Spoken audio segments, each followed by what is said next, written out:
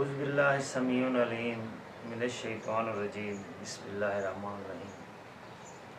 नाज़रीन, हम सूरह तौबा का तर्जुमा तिलावत कर रहे हैं और आयत नंबर 12 से स्टार्ट कर रहे हैं। और अगर वो तोड़ डालें अपनी कसमें अहद करने के बाद और तान करें तुम्हारे दीन पर, तो लड़ो इसे कुफ्र के अलम बरदारों के साथ।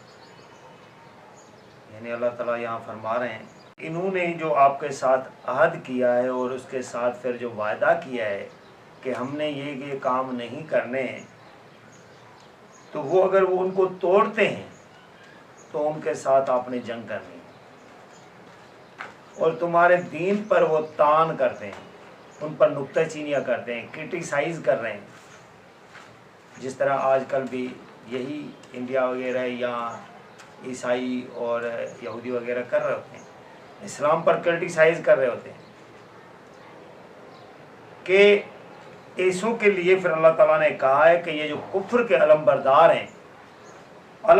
हैं, आइम्मा हैं, अलम बरदार होते हैं, सरबराह होते हैं, उनके लिए अल्लाह ताला फरमा रहे हैं कि ऐसे लोगों के साथ फिर आप लड़ें।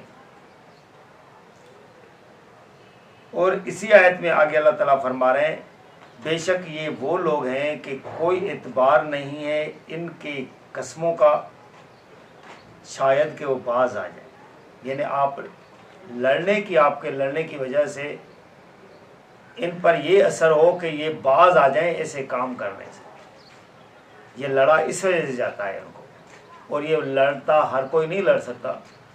इनके साथ वही मुमालिक लड़ेंगे जो कि मुल्कों की जंग होती है, फिर मुल्कों के जंग के साथ मुल्क ही लड़ा करेंगे, और उनका फैसला फिर वो सरबराह करते हैं जो मुस्लिम ममालिक के सरबराह होंगे। इसके लिए फिर इनको पता होना चाहिए कि कुरान पाक क्या कह रहा है। जिनको खुद सरबराहों को नहीं पता होगा कि कुरान पाक क्या फरमा रहे हैं, और उनके जो उन्होंने कलमा पढ़ा उनमें ईमान के तकाज़ात क्या हैं, तो फिर वो क्या लड़ेंगे।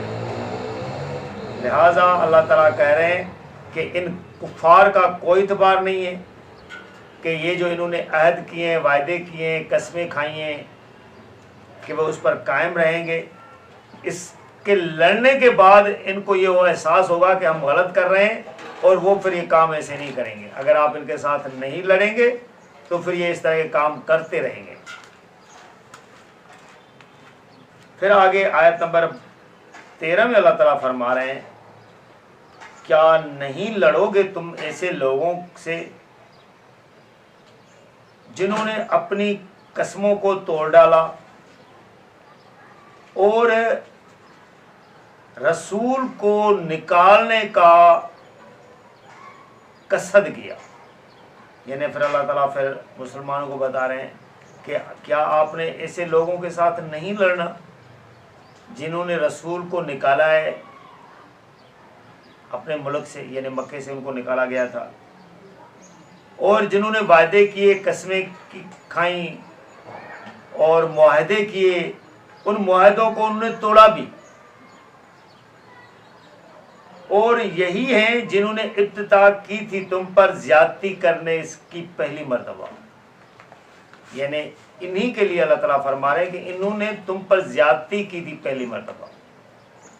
यानी मैंने बताया ना कि ज्यादती की जो इब्तिदा हुई थी वो कुफार की तरफ से हुई थी, और यही कुरान बता रहा है कि ज्यादती की इब्तिदा उन्होंने की थी। भाई एक बंदा अगर एक तबलीग कर रहा है, समझा रहा है लोगों को, वो उन्होंने कोई डंडा थोड़ी उठाया हुआ है हर बंदे के सर पे। आप उसको और उसके मानने वालों को तकलीफें दे रहे हो, तो ये इब्तिदा किसने की? इब्तिदा उन्होंने की थी। जब आप किसी पर जुल्म करोगे, जुल्म ढालोगे किसी पर, तो वो कितना बर्दाश्त करेगा? आखिर वो भी बोल पड़ेगा कि भाई मेरा कसूर क्या है। यही तो एक कसूर था उसका कि वो लोगों को समझा रहे थे, ये बात आपको हजम नहीं हो पा रही थी। تو یہاں بھی اگر کوئی مسلمان اللہ کی بات کر رہا ہے تو آپ کے پیٹ میں درد کیوں ہو رہا ہے؟ بات مانو نہ مانو آپ کی مرضی. کسی نے آپ کے سر پر بندوق تھوڑی رکھی ہے کہ مانو. تو آپ کسی کے پر اتنے الٹے سیدھے الفاظات، خیالات یا اس کے لیے اس کے ساتھ لڑائی جھگڑا کرنا کیسے کر سکتے ہو؟ کیوں کر رہے ہو؟ یہ زیادتی ہے، اور اللہ تعالیٰ ایسی زیادتی کو برداشت نہیں کر سکتا. کہ ایک بندہ بات کر رہا ہے، سمجھا رہا ہے، آپ کو بات سمجھ میں آئے تو مانو، نہیں سمجھ میں آتی ہے تو مت مانو.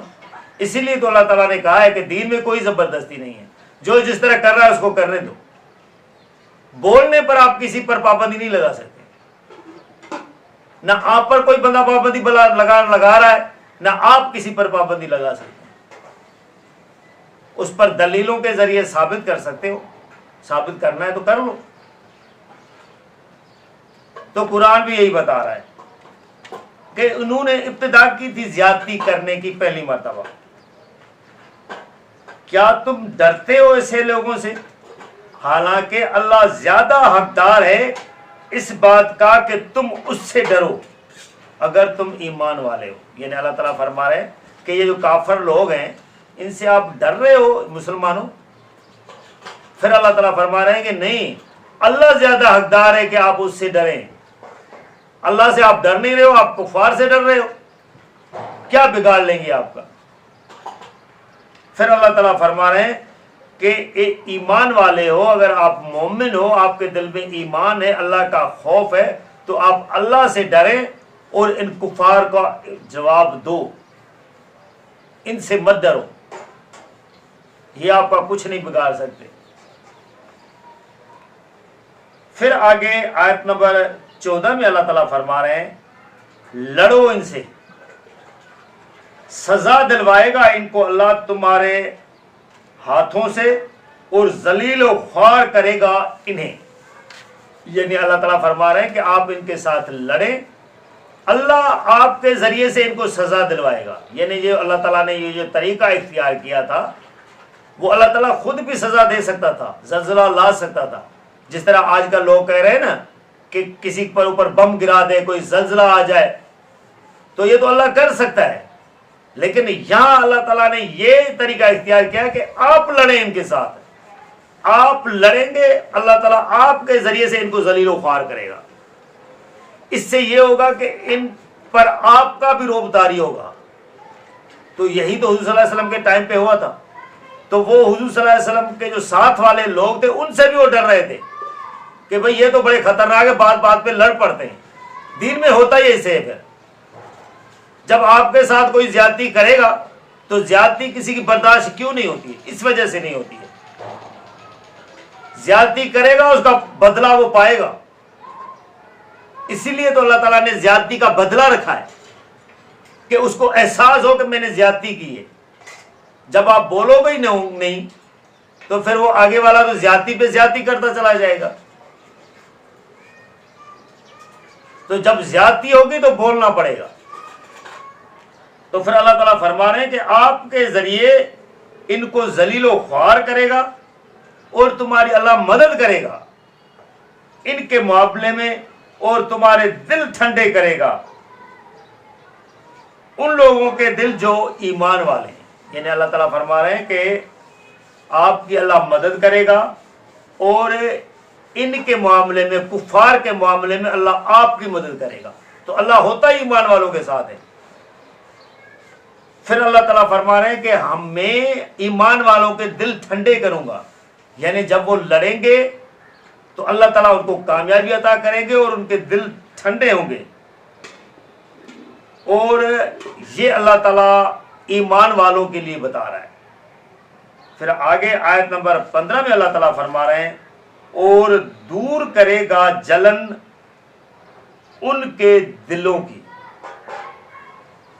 اور توفیق دے گا توبہ کی اللہ جسے چاہے.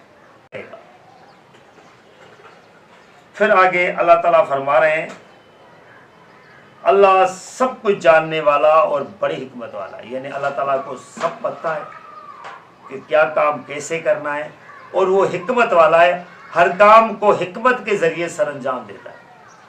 اسی لیے تو دیکھیں کہ اللہ تعالیٰ کے لیے بولا جاتا ہے کہ اللہ تعالیٰ کے کام میں دیر ہوتی ہے، اندھیر نہیں ہوتا۔ دیر اس وجہ سے ہوتی ہے کہ اللہ تعالیٰ حکمت سے کام کر رہا ہوتا ہے، اندھیر اس لیے نہیں ہے کہ اللہ تعالیٰ وہ کام پھر کرتا ہے لیکن دیر سے کر رہا ہوتا ہے، کیونکہ حکمت کے ذریعے کر رہا ہوتا ہے۔